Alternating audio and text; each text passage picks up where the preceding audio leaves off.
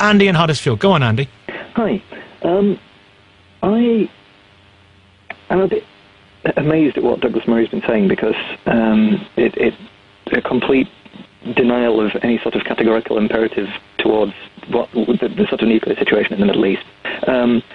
I have to agree with what Mehdi's been saying, because it seems that the only rational way out of this is to make the Middle East a nuclear weapons-free zone, and that's been opposed tooth and nail by both Israel and America, because it would require Israel both submitting to nuclear inspection and giving up its nuclear weapons. I think Douglas Murray made a very good argument for why Iran would want nuclear weapons. And if I would summarise, I think I summarise this correctly. He said, Israel has built nuclear weapons and therefore it hasn't been attacked. Why, given that situation, would Iran and other countries in the region not want to build nuclear weapons? It seems absurd that you would... Could I pick up on that? Yes, please, yeah. Right, let me explain. You've just got to know a bit of history. If you go back to the very beginning of the State of Israel in 1948, it was invaded by all of its neighbors. It had a genocidal war waged against it, which fortunately was not successful. The same thing happened successively. What do you mean by a genocidal war, Douglas? It was an attempt to, literally, as the Arab armies said at the time, push the Jews back into the sea. The same thing happened in the 50s, the same thing happened in 1967, the same thing was attempted in 1973. The reason why Israel has managed to prevent such mass land-led invasions, mass full-on, all-out war in the years since, is because Israel's neighbors have realized that they would continue to lose such conflicts, and what's more, they would be facing a power in the future with the ultimate weapon. Now, that being the case, Israel has managed, not perfectly, but managed to avoid such large-scale wars with its neighbors. Israel has at no point said or desired or expressed the desire, any democratically elected leader of Israel has never said that they would like to use their nuclear weapons. They have never said that they would like to wipe out another country in the region. They have never said that sufferings suffered by their neighbors historically did not happen, but they would like them to happen in the future. Okay. There is good reason for Israel, in particular, I would suggest, in the region, to feel, as it were, a degree of paranoia. We'll come to Hasan in a second. You make that point strongly. Robert in Humberside, you disagree? Oh, I certainly do. I think we always listen to Douglas, and Douglas always has his thoughts, and one has to understand them if you don't respect them. And I, too, am having problems with a bad line, Nicky, too. Oh, dear, we're having terrible problems. No, I can hear you, but after that, I don't hear a thing. All right, well, make your point quickly. Well, how can you make a point if you can't... Well, my basic thing is, Iran, I see they're not a problem at all. They are not the aggressors. The aggressors, as far as I'm concerned, are the Western world. And I believe this business with Israel, they did not say that they wanted to wipe the Jews away. They were saying about the Zionists. The Zionists and the Jews are totally two different elements. Oh, you're joking. I'm not joking at all, Derek Murray. I'm not talking Douglas, at all. And in fact, they didn't... I think you have to look at history about things beforehand. Okay, let's go to Afshan. Listen, you made that point, despite the technical difficulties. Despite the technical difficulties, you made that point very well, and we're going to pick up on it. Afshan Ratansi, this business about wiping Israel off the map, some people say it was a idiomatic, mistranslation. What did he mean, and what have others in the regime who have said similar things? What do they mean?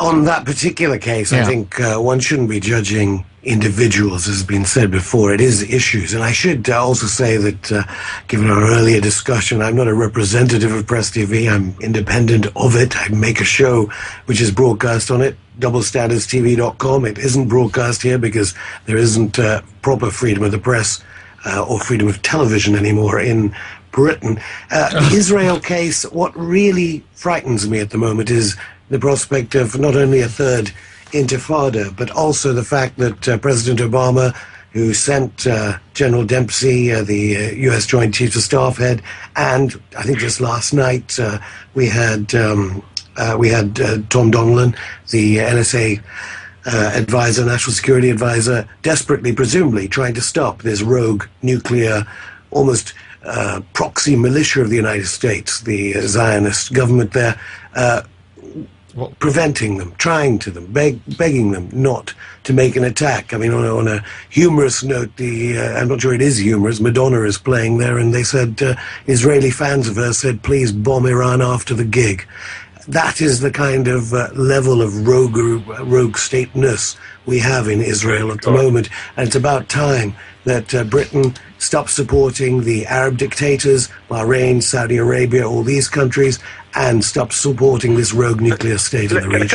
Could I just pick up on that, Nikki? I mean, it requires somebody to have no sense of irony to present a program called Double Standard on Iranian national paid television, but let me just give an example of what a double standard would be.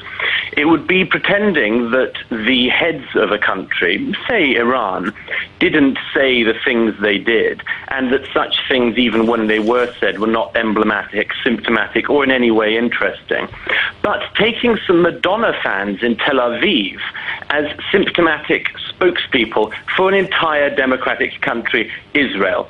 How can you explain a double standard like that? I really wasn't. I'm not only referring to them. Of course, we know Israel's terrorism for its killing in Dubai of people on fake British passports, the assassinations in Iran recently, and of course the bombing of Lebanon in 2006. And I heard you say earlier Hezbollah and Hamas. Hamas were elected in Gaza. Okay, wait, Afshin. From Israel's onslaught. Afshin, has Iran been responsible for any terrorism? No. Iran has supported liberation movements fighting against this rogue nuclear state in the Middle East. There you go. There you have everything you need. The spokesperson of the paid I'm not a wing spokesperson. I'm just saying Iranian what government. Millions of people in the region believe. Not even TV. just the region. Okay, wait. Okay, Douglas, let's see Douglas's thoughts, and then I think we can go to Ben. Go on, Douglas. Right. Ofcom last month decided Press TV rightly can't broadcast in this country. It's not because of freedom of the press. It's because the channel which you work for, among other things, ran interviews of a forced confession put under pressure in prison of a journalist in Iran. Mazia Bahari. Sort of propaganda you're involved in. So don't come on here and start passing Tel Aviv Madonna fans' comments as serious analysis. As for your comment, your risible comment, if anyone here didn't know who pays the piper here, as for your risible comment that Iran has never been involved in terrorism, what do you call Hezbollah and what it's doing in the Lebanon? What do you call Hamas and what it is doing to the Palestinian peoples? What Hamas are doing to Fatah officials when Fatah officials were killed by the Hamas, funded by the same people who fund Press TV, the Iranian government. And now you try to pretend that the Iranian government, which has carried out terrorist attacks as far afield as South America in the 1990s, has never been involved in terrorism. You've got to be having a laugh. It's a shame I can't see you because you can't possibly have a straight face at the moment. Henry Scoop Jackson would feel frightened at the moment because the whole of Latin America, the vast array of the non-aligned movement, they all support Iran, along with China and Russia. Well, Jack Straw, the former Foreign Secretary, made the point on this programme earlier on in a very, I thought, balanced, generally balanced view that China and Russia are getting pretty twitchy about Iran at the moment, according to Jack Straw. Ben's back. Ben in Sheffield. Hi, Nicky. Have we sorted you out? Carry on. I think we can hear each other now. The only thing I would say is... are you about to go to the news? Because I might take a couple of minutes. Well, as quick, we are running slightly late, but if you can be as brief as you can, but keep it content rich. Go on. I will indeed. Absolutely. What we're talking about here is a translation and communication problem, and people who don't culturally get each other. So everybody's shouting at each other on this phone-in because they don't understand each other's value. And I know this because I've been involved in Iran for nearly 40 years. I've also worked in the translation industry, and I'm in the communication industry. So I know about poor communication, and that's what's going on here. you want me to expand on that? Well, well, that was beautifully said. But if you've got anything more, I'll give you another. How about we're bargaining here? I'll give you another minute. Right. Go on. Well, that's interesting you mentioned bargaining. And, Nikki, you know about translation because you studied Russian. So the main thing is people here culturally don't get each other. And the bargaining element is Iranians are the greatest negotiators in the world. They're really tough to do business with, believe me. They've made me very grey, and my father managed to survive it for 25 years. So I know what I'm talking about. So for me, Ahmed is... the current president, I'm struggling to get the name out. Ahmadinejad. Yeah, very good. The current president is a very tough negotiator, and he's trying to get what he wants for his independent people. He's just not as cuddly as Khatami, but essentially the Iranians are like the Irish of the Middle East. They're different, they're innovators, they make a difference to the world. And not everybody gets them. But just because you don't get different people, just because you don't get mavericks, doesn't mean that they haven't got value in the world. Listen, you said that beautifully. And Afshin Rattansi, you talk about freedom of the press and so forth. Would we be able to have this phone in Tehran? Yes. Well, I'm not sure. I have to say that censorship is wrong in any country, and that country is under siege. Look, there's a way to end all of this nuclear threat of World War III overnight. And Mehdi alluded to it. It is face-to-face negotiations with the President of the United States, the President of Iran. Sanctions should be stopped immediately, and people should start talking.